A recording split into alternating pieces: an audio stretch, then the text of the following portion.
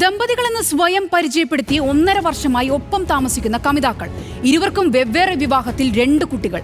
ഒടുവിൽ വാക്കുതർക്കം കയ്യാങ്കളിയിലെത്തുന്നു. കഴുത്തു ഞെരിച്ചു കൊന്നു. ചാക്കിൽ കെട്ടി മാലിന്യ ലോറിയിൽ കൊണ്ടിട്ടു. ബംഗളൂരുവിനെ ഞെട്ടിച്ച് യുവതിയുടെ കൊലപാതകം.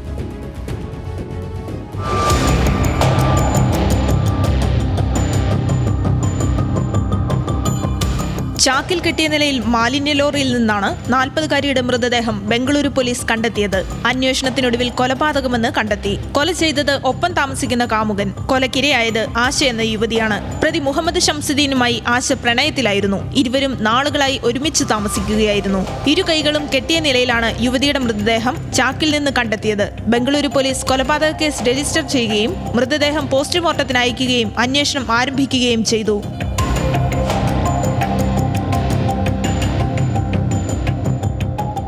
CCTV ദൃശ്യങ്ങളുടെയും മറ്റു തെളിവുകളുടെയും അടിസ്ഥാനത്തിൽ പ്രതി അസം സ്വദേശിയും 33-കാരനുമായ മുഹമ്മദ് ഷംസുദ്ദീനാണെന്ന് പോലീസ് കണ്ടെത്തി. പ്രതി ആശയുമൊത്ത് 1.5 വർഷമായി പ്രണയത്തിലായിരുന്നു. സൗത്ത് ബംഗളൂരുവിലെ ഹുളിമാവുവിലെ ഒരു വാടക വീട്ടിലാണ് അവർ താമസിച്ചിരുന്നത്. ഇരുവരും വെവ്വേറെ വിവാഹിതരായിരുന്നു. അതിൽ 2 പേർക്കും 2 കുട്ടികളും ഉണ്ടായിരുന്നു. ആശയുടെ ഭർത്താവ് മരിച്ചുപോയിരുന്നു. മുഹമ്മദ് ഷംസുദ്ദീന്റെ ഭാര്യയും മക്കളും അസമിലാണ്. ഇവർ സമൂഹത്തിന് മുന്നിൽ ഭാര്യ ഭർത്താക്കന്മാരായി സ്വയം പരിചയപ്പെടുത്തിയാണ് ജീവിച്ചത്.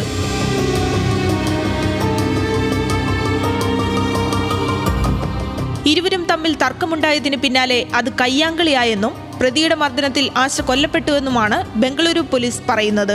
ആശയെ കഴുത്ത് ഞെരിച്ച് കൊലപ്പെടുത്തിയതിനു ശേഷം മൃതദേഹം ബൈക്കിൽ കൊണ്ടുപോയി മാലിന്യ ട്രക്കിൽ ഉപേക്ഷിച്ച പ്രതി സംഭവ സ്ഥലത്ത് നിന്ന് ഓടി രക്ഷപ്പെടുകയായിരുന്നു. ഇതിന്റെ CCTV ദൃശ്യങ്ങൾ കേന്ദ്രീകരിച്ച് നടത്തിയ അന്വേഷണത്തിലാണ് പ്രതി പിടിയിലായത്.